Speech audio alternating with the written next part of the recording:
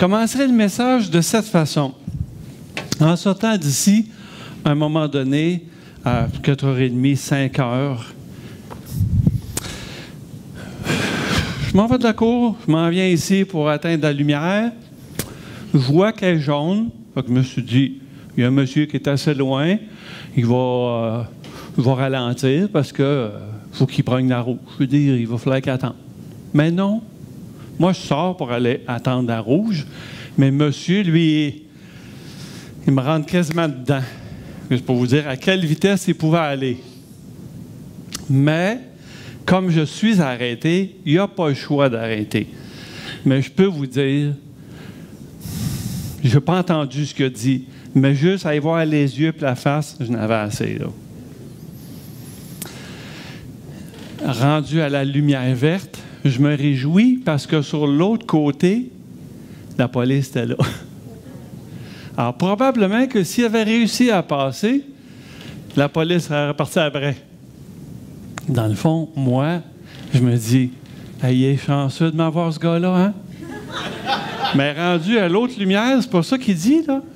Là, il me regarde en voulant dire, mais t'es donc ben gnochon, le vieux. Et moi, dans mon cœur, je me dis, bon, j'ai mal levé un matin, ça va pas bien son affaire, mais je viens de te sauver un ticket, mon espèce de... Mais je me suis aperçu finalement, au tournant pour m'en aller chez nous, sur la rue Robinson, que ça me dérangeait d'être mal jugé. Ça me dérangeait que cette personne-là pense du mal de moi. Mais je me suis dit, bon, ben Seigneur, tu n'étais pas tout seul. Parce que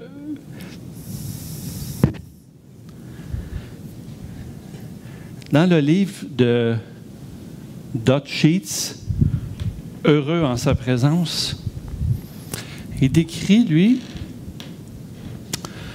puis je vous dis, là, il faut que vous ayez ça. Ce livre-là, ça a été pour moi une grande source d'édification, et ça fait 3 fois que je le lis, puis je vais pas mal le relire au cours de la semaine prochaine. Lui, il dit, par rapport à Dieu, que comme moi, ou comme lui, Dieu est souvent mal jugé. On ne comprend pas pourquoi il est si mal jugé, parce que c'est une bonne personne. Il est vraiment fin. Je dirais même que il n'y a pas personne de plus fin que lui sur toute la planète. Parmi tous ceux qu'on connaît. Je ne pense pas qu'il apprécie, comme moi, d'être mal jugé, d'être mal cité. Parce que pour certains, vous savez, il est perçu comme quelqu'un qui est distant, quelqu'un qui est strict, qui est sévère. Il est intimidant, il est tellement grand. Il ne faut pas absolument s'approcher de lui pour essayer d'ostiner ou de dire quelque chose qui ne ferait pas son affaire, sinon je risquerais d'avoir les flammes de l'enfer. Je ne sais pas si c'est comme ça que vous le percevez. Moi, je ne le perçois plus comme ça, mais je pourrais vous dire que plus petit, je le percevais comme ça. Mais depuis le début que l'homme est sur la terre, depuis la création d'Adam et Ève, il les a créés dans une seule intention, avoir du bon temps avec eux autres. Croyez-vous ça? Du bon temps avec eux autres, de parler avec eux autres, de leur donner tout ce qui leur serait nécessaire pour une belle existence, une belle vie. Et puis, écoutez, ça a pris quelques années, puis d'un coup, tout ça s'est détérioré. Et puis là, on a commencé à se dire, wow, là, tu ne me diras pas quoi faire. Puis finalement, ça a dégénéré. Mais, on voit ça tout de suite dans Genèse 1 et 2. Quand il a fait l'homme et la femme, il a vu ça, là, c'est écrit, c'était très bon. Dans Genèse 3, c'est le premier livre de la Bible, ça. Dans Genèse 3, chapitre 3, là, il trouve ça moins bon. Mais dans le chapitre 3, après que les hommes se sont séparés de lui, dans un sens, qui ont péché contre lui, il les a quand même recherchés. Hein? Dans le jardin, il a dit, « Voyons, Adam, où est-ce que tu es un matin? » Et je pourrais vous dire que Adam a répondu, évidemment, « Ève aussi. » Mais depuis, il y a eu des réconciliations, des retraits, des réconciliations. On se recule de lui.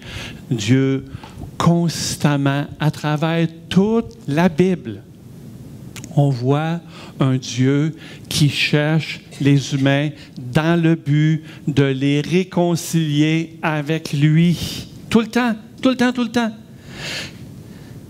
En plus, ça dit dans Hébreu, après avoir parlé de plusieurs manières dans ces derniers temps, il nous a parlé par le Fils. Alors, c'est sûr, Dieu est esprit, donc c'est plus difficile à comprendre, à saisir. Moi, il s'est dit, tiens, on va en mettre un qui est pareil comme eux autres.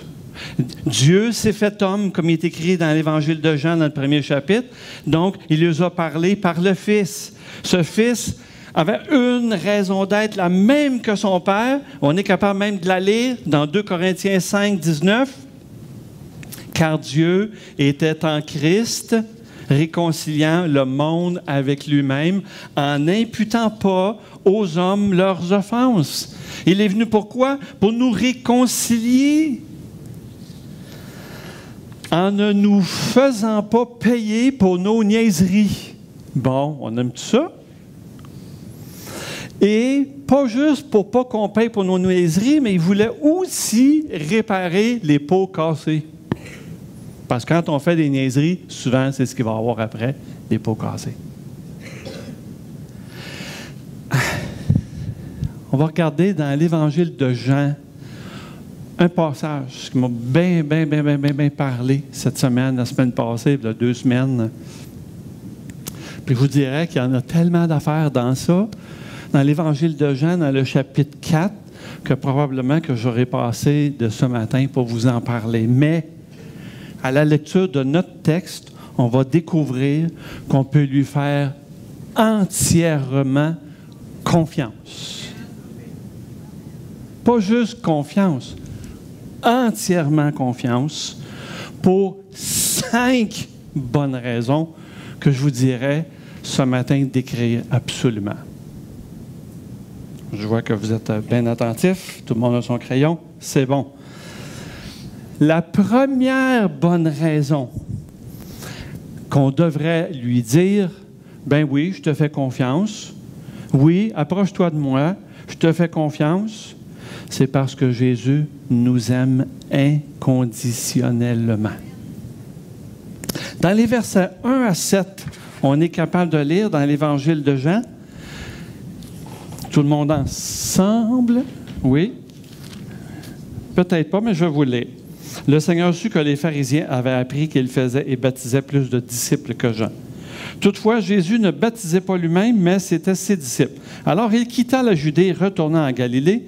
Comme il fallait qu'il passe par la Samarie, il arriva dans une ville de Samarie nommée Sychar, près du champ de Jacob, que Jacob avait donné à Joseph, son fils. Là se trouvait le puits de Jacob. Jésus, fatigué du voyage, était assis au bord du puits. C'était environ la 6e heure. Une femme de Samarie vint puiser de l'eau. Jésus lui dit, « Donne-moi à boire, car ses disciples étaient allés à la ville pour acheter des vivres. » Juste ces premiers versets-là. J'aime ça, ces premiers versets-là, pour plusieurs bonnes raisons. Jésus est obligé de quitter la Judée. Jésus nous aime, il y a une nécessité dans son cœur, dans sa vie, sa mission, sa raison d'être, c'est de réconcilier le monde avec le Père. On le voit d'ailleurs dans Luc, dans le chapitre 4, le verset 18. Je vais revenir à Jean. Mais Luc 4, 18, ça dit tout simplement,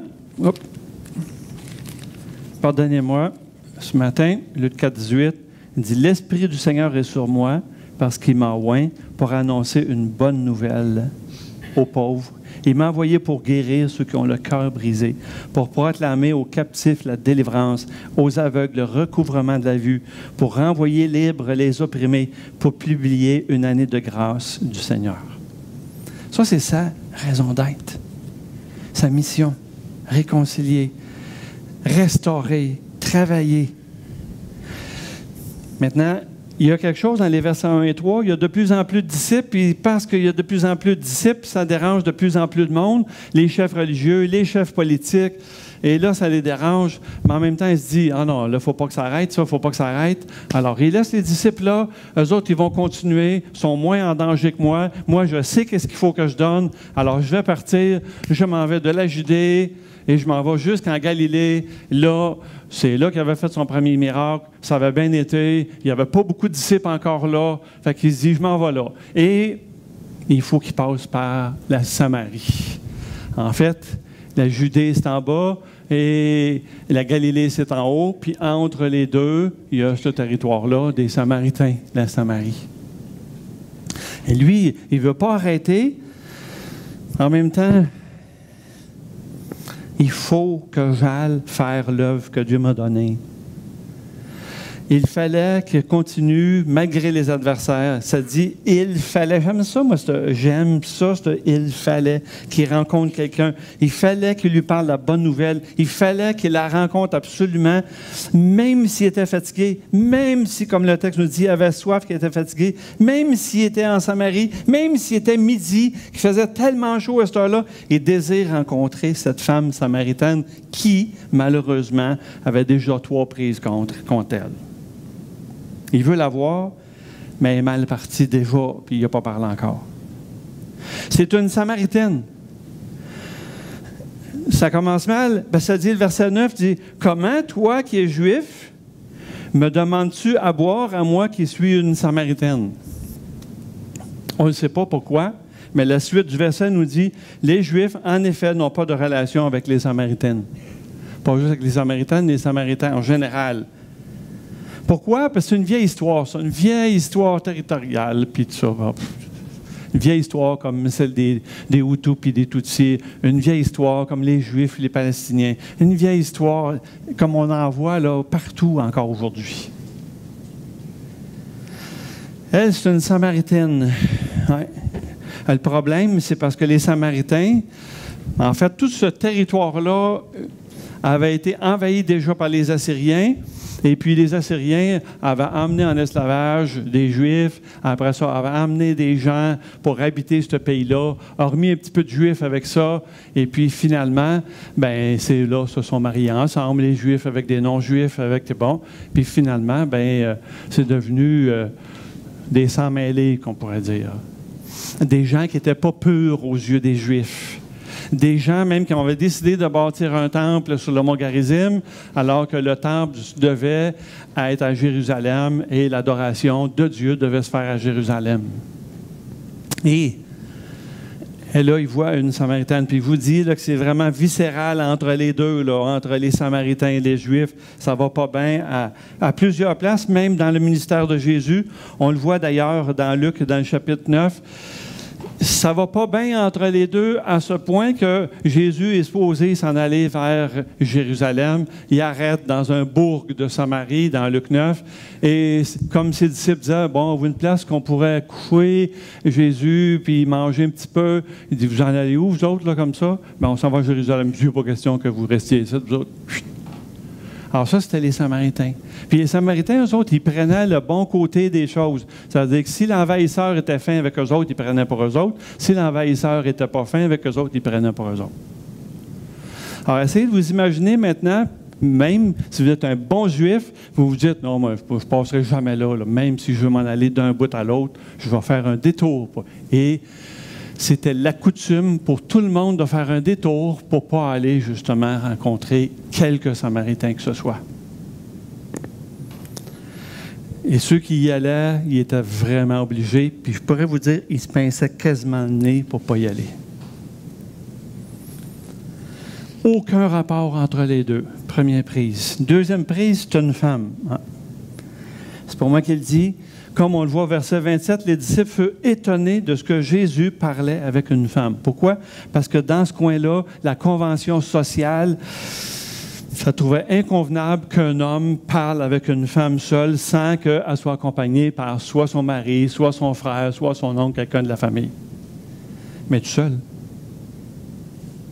Certaines traditions rabbiniques même disaient que les Samaritaines étaient menstruées depuis leur jeune âge, donc étaient toujours impures, et par conséquent, tout ce qu'elles touchaient était impur.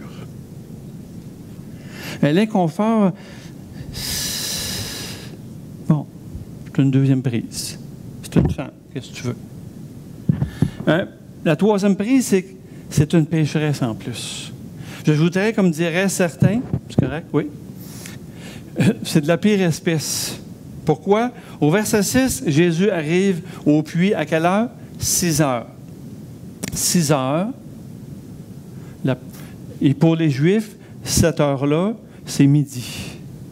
Parce que ça ne commence pas à minuit. La journée pour les Juifs, ça commence à 6 heures du matin. C'est là le début de la journée. Alors, il est midi, puis la femme samaritaine arrive, elle, au verset 7. Elle ne veut pas voir personne. Elle sait qu'à cette heure-là, il n'y a personne qui va être là. Parce que généralement, dans la plupart des pays désertiques, il fait très chaud, les gens vont chercher de l'eau au puits. Ce n'est pas à midi qu'ils vont chercher d'habitude. Ils vont soit le matin très tôt ou en fin d'après-midi, au début de la soirée, pour justement être le plus confortable possible. Le puits étant à environ un demi-mille d'où est-ce qu'elle habitait, la madame. Mais pourquoi elle est là à cette heure-là, elle? C'est une bonne question, hein? Au verset 16, on a une petite piste. Ça dit, tu as eu 5 maris et celui avec qui tu es, ce n'est pas ton mari, mais c'est ton chum. Elle est à côté, comme on dirait aujourd'hui. Déjà, pour une femme d'avoir un mari, c'est dur, mais d'en avoir eu 5, c'est pas mal compliqué. Hein? Elle le confirme un petit peu plus loin. Venez voir, cet homme m'a dit tout ce que j'ai fait, verset 29, puis ça n'avait pas l'air d'être comme, venez voir, il m'a dit tout ce que j'avais fait. Non, il m'a dit tout ce que j'avais fait, ça sous-entendait, tout ce que j'ai fait de mal, il me l'a dit.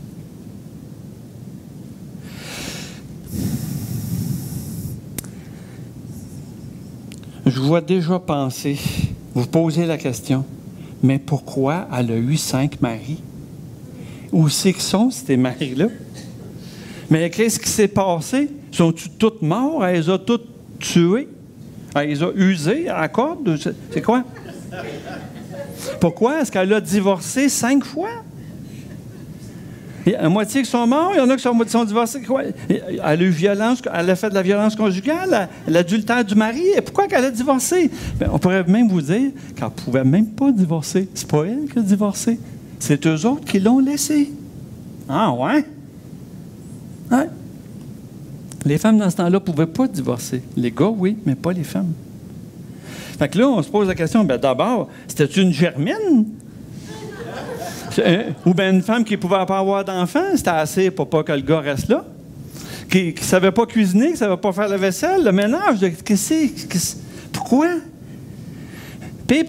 Mais pourquoi maintenant elle ne veut pas se marier, là?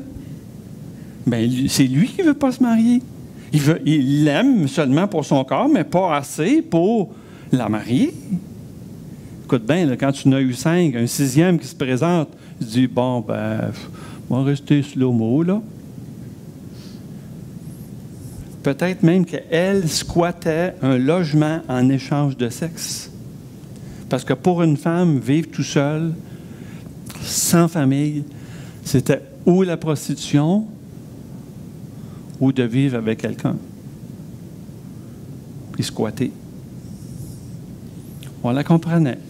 Après 5, que ça ne tente pas. Mais est-ce qu'on peut se dire, entre vous et moi, là, c'est pas une vie facile, ça? C'est de la misère. Être rejeté, abandonné par 5 maris, pour être assez aimable pour être marié par le gars avec qui je reste. En plus, selon la loi, à ce moment-là, être à côté, c'était pas bien vu. C'était même très mal. C'était comme être une fille-mère. C'était pas bien vu. Et même jusqu'à il n'y a pas longtemps, même au Québec, c'était comme ça, là. être à côté ou être fille-mère, ça ne l'était pas, là, bien vu. On pouvait même dire que ce n'était pas une façon honorable de vivre sa vie. Donc, tout autour d'elle devait la regarder comme une pécheresse pratiquante forte. On peut fort bien s'imaginer comment elle pouvait se sentir au bord du puits, seule, abandonnée, rejetée, blessée, jugée, condamnée, un par sa propre famille ou ses propres familles, par ses maris, puis sa communauté, la communauté juive environnante, sentant le poids de sa culpabilité, ne sachant plus quoi espérer de sa vie. En plus, elle est samaritaine. Ah ben, hey. Vous savez, il y a plein de samaritaines et de samaritains autour de nous autres. Des gens qui sont exclus, qui sont abandonnés, qui sont violentés, sont agressés, sont impurs, sont indignes, qui ont souffert et qui font souffrir, des injustes, des pécheurs, des croches, des gens tantôt qui ont été les victimes, tantôt ils sont les agresseurs, des gens qui, comme elles, ont des blessures, des frustrations, des colères, des handicaps, des déformations, ainsi que des désirs d'avoir quelque chose à un moment donné qui va bien virer pour nous autres, qui ne méritaient pas, elles non plus, que Jésus s'approche. Vous savez ce qui est le merveilleux dans cette histoire-là? La Samaritaine, c'est un peu la raison pour laquelle je décris ça au commencement. C'est parce que Jésus s'approche d'elle pareil. Il ne s'est pas empêché de l'approcher. Parce que pour lui, il n'y a pas de... Il n'y a pas de barrière, il n'y a pas de limite. Il n'y a pas de choses qui sont trop difficiles pour lui. Tu as beau être tout croche, tu as beau être toute blessée, toute à moitié handicapée, aveugle, malheureux, malheureuse.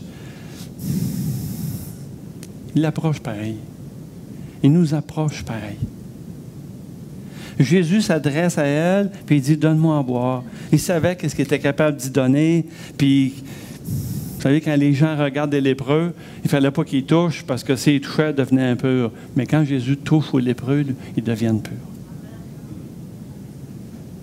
Les gens pouvaient regarder la vie des pécheurs pratiquants forts, comme les collecteurs d'impôts, les femmes samaritaines, la fille qui avait été prise en flagrant délit d'adultère, comme ça avait été tout seul à faire ça. Eux autres, là, ils s'en éloignaient le plus possible. Mais Jésus, lui, non. Il les regarde, il s'en approche, il les regarde avec amour, avec compassion, avec dignité. Il se fout même des conventions sociales. Il est même prêt à faire un détour pour rencontrer ces personnes-là, les guérir, les restaurer, leur faire lever la tête, leur donner de l'espoir. Parce qu'au bord du puits, là, cette madame-là, là, elle n'était pas comme ça. Là. Même si c'est une germaine, quand tu ne réussis pas ta vie, tu descends la tête. Mais c'est pas ça que Dieu voulait pour elle. C'est pas ça. Encore aujourd'hui, pour lui, pour Jésus, il n'y a pas de cause trop grande, trop difficile, de peine trop grande qui ne peut être consolée, des blessures qui sont trop graves pour être guéries, des gens qui sont trop maganés pour être restaurés. Il n'y en a pas. Il n'y en a pas qui dit, lui qui se dit qu'ils ne valent pas la peine même d'essayer. Pour lui, toutes les personnes sont réhabilitables. Il n'est pas de péché trop grand, la Bible nous dit, qu'il ne puisse pardonner. Qu'il n'est pas venu sauver des justes, mais des pécheurs. Il est venu rencontrer des gens qui étaient maganés. Et c'est ce que nous étions, nous autres, à une manière ou l'autre. La première conclusion, je pourrais dire. La première bonne raison, c'est que vous êtes comme la Samaritaine, pécheresse, poquée, avez soif d'une plus grande vie, d'une plus belle vie, vous pouvez vous laisser approcher par lui ce matin. Que vous soyez chrétien ou pas, vous pouvez lui faire entièrement confiance parce qu'il vous aime inconditionnellement. Ça veut dire quoi? Ça veut dire sous aucune condition, il vous aime, il vous a aimé, il vous aimera. toujours. Ça, sans aucun effort de votre part. C'est lui qui nous aime. C'est lui qui a décidé de nous aimer. C'est lui qui a décidé de nous parler. C'est lui qui a décidé de nous rencontrer, de nous restaurer. C'est lui qui nous cherche. Et nous, on peut juste se laisser trouver.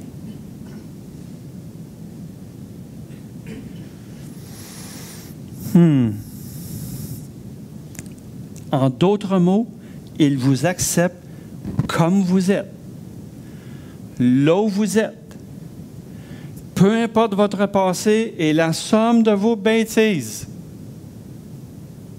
il vous aime. D'ailleurs, pour lui, puis d'ailleurs vous le voyez, votre passé n'a pas d'avenir, comme dirait Claude Hood. Parce qu'il sait qu'est-ce qu'il est capable de vous apporter et il sait que ça, quand vous allez le recevoir, vous allez être des personnes, mais complètement folles de joie. Il y en a qui l'ont expérimenté, je m'en réjouis. Puissions-nous tous, autant que nous sommes ici ce matin, un jour, être capables de dire, moi là, je suis tellement heureuse de vivre, que je ne peux pas le garder pour moi, il faut que je le dise à tout le monde. Il faut que ça apparaisse dans ma face. Il faut que ça apparaisse dans ma bouche. Il faut que ça apparaisse n'importe où, mais il faut que le monde le sache. Puis je vous dis ça en vous disant que si vous aviez gagné 50 millions hier ou vendredi soir à la loto, probablement qu'un matin, on sentirait un petit quelque chose ici. On sentirait que les pasteurs une bonne nouvelle à vous donner. Ah ouais, oui. On va s'en faire un temple. Hein? Qu'est-ce que vous en pensez? Là, on va dire, hein? Je sais que tu veux dire. Vous allez comprendre bientôt. Est-ce qu'il y a quelqu'un qui m'amènerait juste un petit verre d'eau? Il ne perdra pas sa récompense, je vous le dis. Ça peut être là ou en arrière, peut-être? Hein? Ici, il y en a? OK, super. Je n'ai pas pensé, je m'excuse. Ce que je veux dire par là, c'est que c'est ça. Il y a quelque chose qui peut se passer et si on laisse Dieu nous atteindre, si on le laisse nous parler, si on vient à lui. Ça, c'est la première bonne raison. On a une deuxième bonne raison de lui faire entièrement confiance. Non seulement est-ce qu'il nous aime inconditionnellement, mais Jésus est le seul à pouvoir combler tous nos besoins. Ah, ça, c'est pareil, hein? Ça veut dire que, hein? Oui. Hein? C'est pour l'autre réunion, oui, c'est ça. Hey, merci, hein, mes frères. Vous ne perdrez pas votre récompense, je vous le dis. La parole le dit. Deuxième bonne raison, le seul à pouvoir combler nos besoins, c'est Jésus. Les versets 8 à 18, on le voit. Versets 10 à 14, Jésus élève la conversation à un niveau différent avec la Samaritaine, à un niveau supérieur que l'eau naturelle. Hein, il dit, si tu connaissais le don de Dieu, en fait, la vraie satisfaction de Dieu, qui vient de Dieu, et celui qui te parle, tu aurais demandé toi-même à boire. Ouais. Lui, il veut élever l'eau naturelle à quelque chose de plus puissant que ça qu'il est capable de donner. Et je le crois qu'il est capable de donner plus que ça. Elle ne sait pas trop qu'est-ce qu'il veut dire. Puis elle se dit, comment est-ce qu'il peut me donner à boire? Il n'y a même pas un seau, il n'y a même pas de corde, il n'y a pas de pelle. Où est-ce qu'il y a un autre puits? Moi, ça fait des années que je récite. Je n'en ai pas vu d'autre. Où c'est qu'il va prendre ça, cette eau-là? L'eau vive dont Jésus parle est spirituelle. Regardez ici.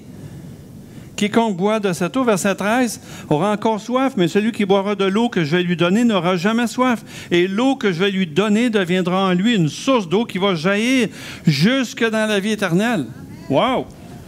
Non, mais quand même, c'est pas rien, là. L'eau vive dont Jésus parle est spirituelle. D'ailleurs, si vous regardez juste un petit peu plus loin dans l'Évangile de Jean, toujours, il dit, le dernier jour, le grand jour, verset 37, le jour de la fête, Jésus, se tenant debout, s'écria, « Si quelqu'un a soif, qu'il vienne à moi et qu'il boive. Celui qui croit en moi, des fleuves d'eau vive couleront de son sein, comme dit l'Écriture. » Il disait cela de l'esprit que devaient recevoir ceux qui croiraient en lui. Alors, le don de Dieu, c'est que Dieu, pour satisfaire chacun des besoins, combler notre vie à nous, là, notre vie de tous les jours, il nous propose une eau qui va jaillir, qui va déborder, qui va faire de nous autres des hommes, des femmes comblés, des hommes, des femmes qui n'auront plus jamais soif. Mais il dit, bien, l'eau que tu pêches, l'eau que tu vas chercher là, actuellement, tu as toujours soif. Il va falloir que tu reviennes à tous les jours, tout le temps. Et moi, là, quand je vais vous en donner de cette eau-là que je vais vous donner, c'est-à-dire quand que je vais vous donner le Saint-Esprit, par le Saint-Esprit, votre vie là, va changer, mais complètement. Là. Elle va changer littéralement. Elle va être transformée. Ouais. C'est le Saint-Esprit qui est donné aux chrétiens, aux hommes et aux femmes, pas aux chrétiens d'abord, aux hommes et aux femmes qui reconnaissent que Jésus-Christ est le Seigneur, qui acceptent que Jésus-Christ, que Dieu entre dans leur vie et par la foi, et Dieu dit, je vais leur donner, ceux qui croient en moi, je vais leur donner le Saint-Esprit. Ça va déborder en eux. Ils vont recevoir une nouvelle vie. En fait, ils vont recevoir la vie de Dieu en eux. Et qu'est-ce qui va se passer? Bien, ils vont vivre une transformation extrême, là. Pas la transformation avec le botox, là, les opérations capillaires, mammaires, physiques ou autres. Là. Non.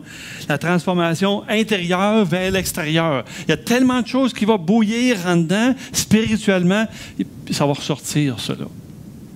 Jusque dans la vie éternelle. La vie est complètement changée, bouleversée.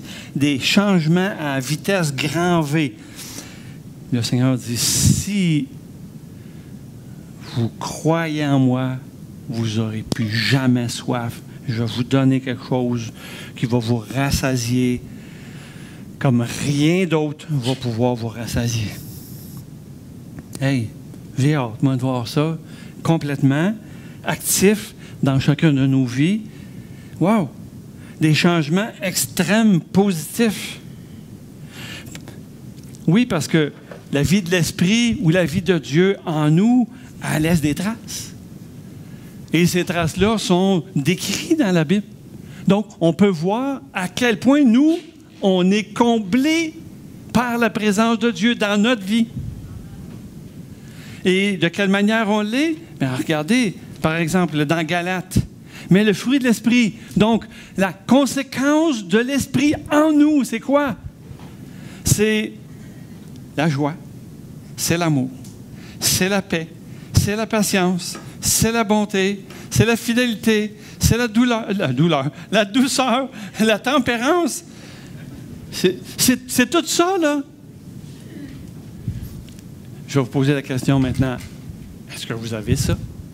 Est-ce que vous vivez ça? Est-ce qu'il y a cette joie-là dans votre vie? Est-ce que ça déborde, ça? Est-ce que, dans le fond, s'il dit ici là, que c'est ça qui devrait se passer, on devrait le voir. Elle me dit, ouais, ben toi, t'es pas mal énervé matin. Je vous dis, là, ça fait 2 semaines que je t'ai énervé de même. Ça n'a pas de bon sens. Et je m'en réjouis. Parce que ça me fait du bien. C'est incroyable. De vivre dans la présence de Dieu, d'être comblé. Je vous dis, j'ai soif de rien d'autre que lui. Sans l'Esprit de Dieu, la Bible nous dit que nous sommes morts spirituellement, séparés de Dieu à cause de nos fautes. Mais lorsque le Saint-Esprit vient en nous, on a la vie de Dieu et la restauration commence. La déformation se déforme. Et voici, toutes choses deviennent nouvelles. Dieu lui-même se charge de nous transformer. Hey! et avec une précision chirurgicale, la précision d'un chirurgien et la douceur d'une maman, afin de nous redonner l'allure qu'il désirait au commencement quand il a créé l'homme et la femme sur la terre. Il veut nous redonner nos lettres de noblesse. Il va le faire avec beaucoup d'amour, beaucoup de tact. Vous savez, une opération chirurgicale, c'est pas toujours facile, par exemple. Non. Mais tous, nous savons, pour en avoir eu des nouvelles, pour l'avoir expérimenté personnellement, on peut se dire, c'est vrai que ça fait mal, mais en même temps, après, ça fait du bien.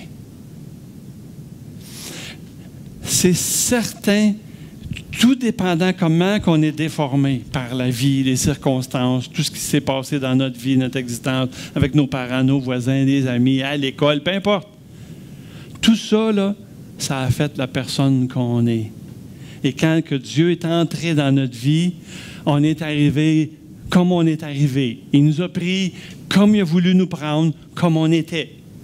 Tout croche, tout de travers, pour lui, c'était pas grave. Il savait qu'en nous ramassant, puis là, il ne nous ramasse pas de même, là. Viens-t'en ici que je te transforme. Non. Il savait qu'il nous transformerait de plus en plus, et ça, pour le plus grand bénéfice de chacun d'entre nous autres. Et ça dit aussi qu'on lui ressemblerait de plus en plus. Vous savez, je me réjouis de voir ce petit bout-là, parce que Jean-Yves, qui a commencé ça vendredi lors d'un atelier qu'on a en bas le vendredi après-midi, pour ceux que ça intéresse, des artistes comme vous, ou vous ignorez peut-être que vous en êtes un, il faudrait que vous veniez. Il a commencé à le faire, je dis, Jean-Yves, laisse-le comme ça. Parce que dans le fond, ce que Dieu est en train de faire avec nous autres, c'est ça. Vois-tu, avant, là, on était un pâle reflet de ce que Dieu voulait qu'on soit. Et tranquillement, il est en train de mettre de la couleur dans notre vie. Tranquillement, pas vite, il est en train de mettre quelque chose de magnifique en nous. Je peux vous dire, moi, pour avoir été transformé depuis quand même presque 40 ans, je me réjouis. Je me réjouis de ce que je suis en train de voir. Ma femme aussi. Mes enfants aussi. J'espère que vous aussi. Mais, comme lui, il n'avait pas fini, Dieu n'a pas fini avec nous autres. Il n'a pas fini avec moi. Réjouissez-vous. Ah, ben, Colin, s'il va... Oui, la Bible nous dit même que ce qui a commencé en nous, il va le rendre. Il va le finir. Jean-Yves va le finir. Ils vont vous le montrer la semaine prochaine. Ça va être super beau. Oh, puis il y en a même un qui a fini ici. Ah oui. Lui ici, tu sais, il avait mal commencé, puis finalement, hein, on le voit, on le reconnaît. Hein? Oh. Tu sais, lui ici, là, c'était une ombre au commencement, puis finalement, il a pris forme, et puis de plus en plus, il a été transformé.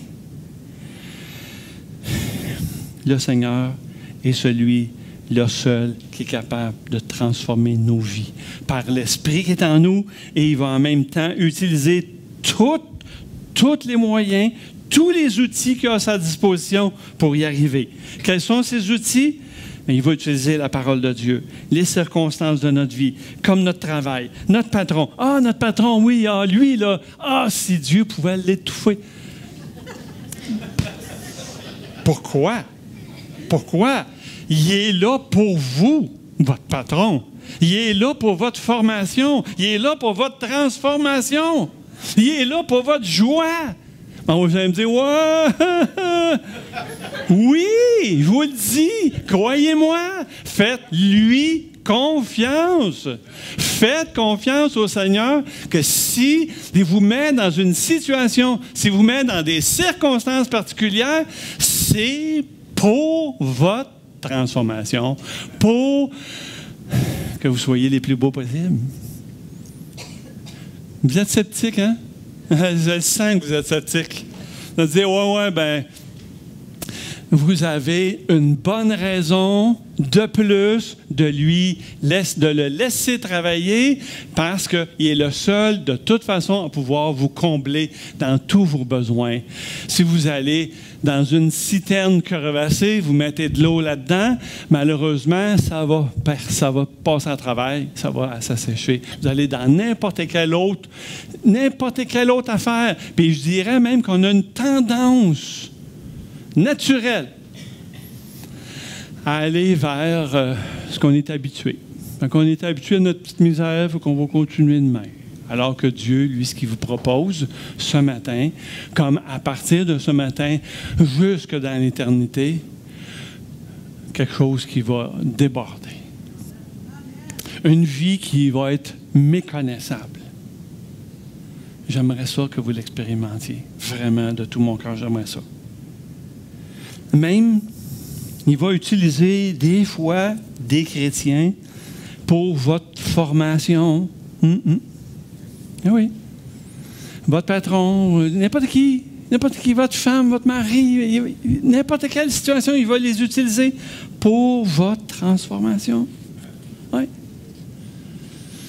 Et je me dis, il a peur qu'il me fasse mal. Si je dis, ouais, je te donne ma vie, prends-la au complet. Oui, puis nous autres, quand on se baignait, en plus, sur la rue Saint-Hubert, on avait une belle grosse piscine, on avait 3 enfants, on se garochait là-dedans, on avait du fun. Puis à un moment donné, il y en a un qui pognait une écharde, puis là, on va vous dire, quand un enfant pogne une écharde, là, c'est comme si tu venais découper la jambe au complet. Fait que là, tu arrives là, tu te dis, voyons, où c'est qu'elle a rendu cette jambe-là? Parce que là, ça n'a pas de bon sens, ça y fait mal, ça doit être ça. Puis d'un coup, tu dis, ben non, la jambe est là, le pied est là, tout est là. Là, tu dis, pas une écharde. Hey, c'est gros de même, toujours. Puis là, tu veux y enlever. Mais là, il ne veut pas. Non. Oui, mais tu dis, mais si je te l'enlève, ça va te faire du bien. Non. Mais là, finalement, avec la conversation, avec des échanges, avec ci, avec ça, il finit par dire, OK. Fait qu'on y met un plaster qui est capable même de guérir le cancer, puis là, il retourne dans la piscine.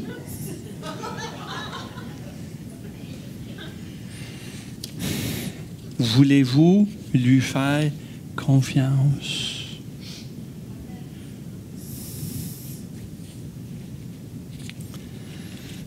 La Samaritaine, elle ne comprend pas trop qu'est-ce que c'est, mais le Seigneur, il s'acharne après. Tranquillement, pas vite. Il lui explique. Pouvez-vous vous imaginer comment est-ce que pourrait être belle la vie si on n'avait plus jamais faim, on n'avait plus jamais soif, si on était toujours comblé, satisfait, s'il manquait de rien? C'est ça que Jésus nous propose, comme à la Samaritaine, aujourd'hui.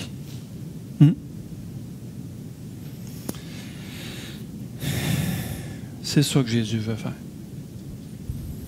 Elle a pêché dans son puits de l'eau.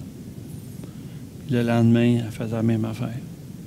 Vous savez, au premier niveau, là, avec ses 5-6 maris, là, on pourrait dire que le besoin qu'elle avait, là, qu'elle essayait de combler, c'était une relation sexuelle. Mais à un autre niveau, plus profond encore dans sa vie, ce qu'elle cherchait à combler, c'est le sentir aimé. Mais le problème avec ça, c'est parce qu'elle cherchait dans quelque chose qui ne dure pas. Alors que le Seigneur, lui, est prêt à nous donner ce qui va durer, puis qui va combler encore plus que ce qu'on peut s'imaginer. Je terminerai en vous disant, prenez garde. Ouais. Prenez garde de chercher dans l'eau physique, puis qui est bien utile, bien souhaitable. On ne peut pas vivre sans eau, tout le monde le sait. De chercher dans les choses de cette vie matérielle, temporelle, de chercher là-dedans ce qui va pouvoir vous désaltérer seulement quelques minutes, quelques jours, quelques années. Un mari après l'autre, une femme après l'autre. Une sortie après l'autre, un camion après l'autre. Ça, là, ça ne comble pas pantoute. Je vous le dis, ça ne comble pas pantoute. On pense que c'est en ayant ces affaires-là qu'on va être comblé, mais on ne le sera pas. Le travail, c'est pareil. Il y a des gens qui s'appuient sur le travail. Ah, ça me gratifie le travail, j'aime ça. Oui, c'est parfait. Continue de travailler. Mais ça ne te gratifiera pas pour l'éternité. Ça ne te comblera pas comme le Seigneur est capable de le faire. Puis c'est vrai pour n'importe quoi. Même le 50 millions dont on parlait tantôt. Même ça. Vous allez pouvoir payer plein mais ça ne vous comblera pas. Comme lui seul est capable de le faire. Le danger, souvent, c'est d'être déçu. Puis là, je m'adresse spécialement aux chrétiens. On idéalise la vie chrétienne comme étant quelque chose qui est extraordinaire, et ça l'est. Là où on est déçu, c'est pas parce que la vie chrétienne n'est pas extraordinaire, c'est parce qu'on s'imagine des affaires dans la vie chrétienne, et c'est pas toujours la vérité. C'est pas toujours ce que Dieu nous a dit qu'il ferait pour nous autres. C'est ce qu'on voudrait, nous autres, avoir ou faire ou dire, mais c'est pas toujours ce que lui nous a dit. Vous pouvez vouloir 2 voitures, un Winnebago, une belle maison, comme chez nous, là. Et là, vous dites, bon, ben, une piscine, 2 autos, un bateau, 2 bateaux, 3 bateaux. Il n'y a rien qui va combler notre vie comme ça, comme Jésus. Il n'y a rien. Mais dans la Bible, il y a quelque chose qui nous donne un indice si on va être bénis, les frères et les sœurs, en Jésus-Christ. Ce mot-là, ce n'est pas un mot à la mode, mais c'est le mot contentement. Ça dit dans la Bible que la piété est une grande source de gain avec le contentement. Ça se peut qu'on n'ait pas tout ce qu'on veut, mais c'est pas grave. Puis être content, là, je vais vous dire tout de suite, comme Paul le disait. Vous pourrez aller voir aussi dans Proverbe 30, ça dit « Donne-moi-en assez, donne-moi-en pas trop, juste ce que j'ai de besoin. » Ça devrait être notre prière. Mais Paul va dire « J'ai appris à être content de l'état où je me trouve. J'ai appris à être rassasié et à avoir faim. » C'est correct. J'ai appris à être dans l'abondance et dans la disette. J'ai appris à être au milieu de la gloire et de l'ignominie. J'ai accepté la mauvaise et la bonne réputation. Vu comme mourant, mais je vis. En d'autres mots, quand il avait faim, il était content. Hein? Ben oui. Pourquoi Dieu ne donnait pas à manger? Ben, il n'était pas pour mourir de faim. Le Seigneur a dit qu'il pourvoit aux oiseaux. Pourquoi il laisserait mourir de faim? Maintenant, parce qu'il ne mange pas une journée, il va mourir? Non. Il ne mange pas 2 jours, il va mourir. Il ne mange pas une semaine, il va mourir. Oui, mais pourquoi? C'est là qu'il faut être capable de dire, Seigneur, je te fais confiance. C'est tout. Il avait faim, il était content. Il avait de la nourriture, il était content. Il avait froid, il était content. Il avait chaud, il était content. Il avait pas une scène, il était content. Il avait 100 piastres, il était content. Il était content tout le temps. Bon.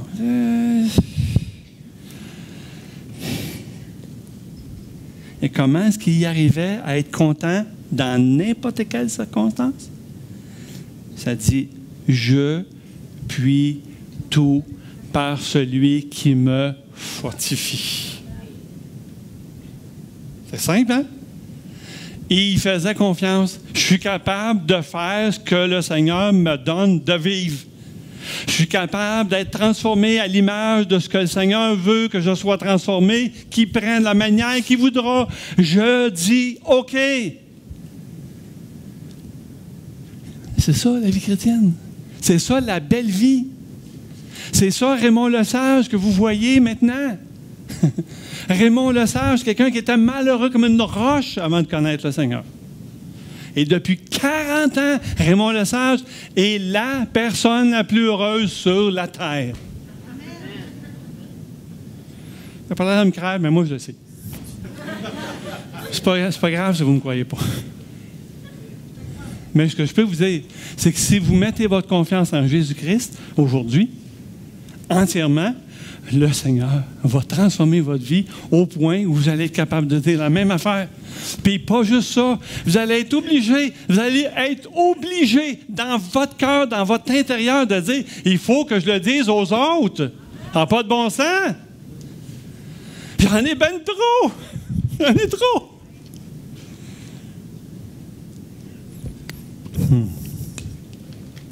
Est-ce que vous avez hâte de déborder de même? Hein? Il me semble que oui, ça serait le fun. Est-ce que vous imaginez maintenant toute une église en feu de même? Oh, il va y avoir des choses qui vont se passer à Granby, là. Puis pas juste à Granby, mais tout alentour, là. Ça, c'est la vie que Dieu vous promet. C'est la vie que Dieu donne. C'est la vie que Dieu veut que vous ayez. Et c'est la grâce que je nous souhaite. Je vais vous inviter à vous lever. Je vais inviter mon frère à...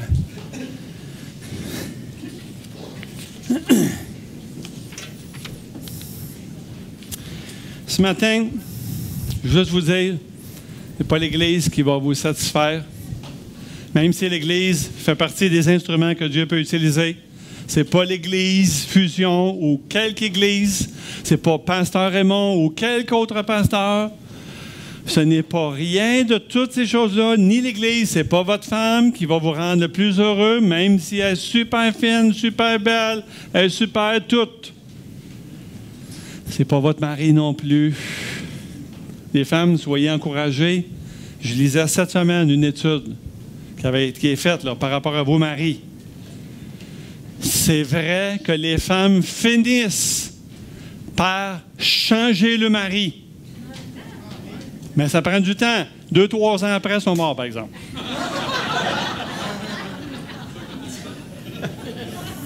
Je vous l'ai dit, ça prend du temps. Mais, bon courage, amis.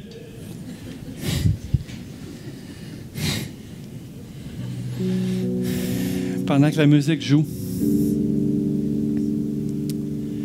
je vais vous dire que ce matin, vous avez 2 bonnes raisons de lui faire confiance. La première, vous pouvez être certaine que Dieu vous aime inconditionnellement. Même si vous avez péché, même si vous êtes poqué, vous pouvez venir à lui ce matin. La Bible nous dit, repentez-vous, c'est-à-dire détournez-vous du mal, tournez-vous vers lui, il ne jettera pas un regard sévère sur vous. Au contraire, il vous aime, il vous connaît. De la plante du pied jusqu'au bout de vos cheveux, il vous connaît parfaitement et il vous accepte tel que vous êtes. Il va toujours vous aimer. Deuxième bonne raison de lui faire confiance entièrement, c'est qu'il peut combler vos besoins en vous donnant la vie éternelle en Jésus-Christ. La Bible nous dit dans Jean 3,16, « Car Dieu a tant aimé le monde qu'il a donné son Fils unique, afin que quiconque croit en lui ne périsse pas, mais qu'il ait la vie éternelle. » Jésus a payé de son sang ce que méritaient nos offenses. Vous n'avez plus besoin de payer pour vos péchés. Il a payé pour vos péchés. Il est ressuscité. Il est en train de vous préparer une place au ciel. Et il vous la donne ce matin. Cette place au ciel-là, si vous la recevez comme un cadeau que Dieu veut vous donner, gratuit. Un cadeau, c'est gratuit. La seule chose que vous devez faire, c'est « je veux le recevoir ». Je veux juste le recevoir. Et en le faisant, vous allez voir, il va y avoir des changements qui vont sortir de vous. Vous allez rester étonné. Maintenant, je vais inviter quiconque ce matin veut avoir cette eau-là. Cette eau que le Seigneur donne à celui qui a soif. Je vais vous inviter pendant que la musique joue à venir en avant. On va prier ensemble. Vous allez me dire, oh, oui. Est-ce que vous êtes capable de lui faire confiance? Est-ce que vous croyez qu'il vous aime? Est-ce que j'ai essayé de vous dire c'était ce qu'il vous aurait dit lui-même? Tel que vous êtes, venez à lui. Vous êtes chrétien, vous êtes sec, vous sentez qu'il a besoin d'un refresh, comme on dit. Avancez. On va prier pour ça. On va prier pour ça. Laissez le Seigneur vous remplir. Laissez le Seigneur, après ça, vous transformer. Faites-lui confiance. Faites-lui confiance. Prenons cette dernière minute. Avancez si vous voulez. Avancez, on va prier ensemble. Donnez-lui votre vie. Dis-moi, Seigneur, je veux que tu viennes à moi. Je veux que tu me parles. Je veux que tu continues de me transformer. Je veux que tu me renouvelles dans ma vie chrétienne. Je veux que tu me donnes ce que tu veux me donner. Que tu fasses de moi l'outil que tu veux que je sois. Remplis-moi de ton bonheur, de ta joie.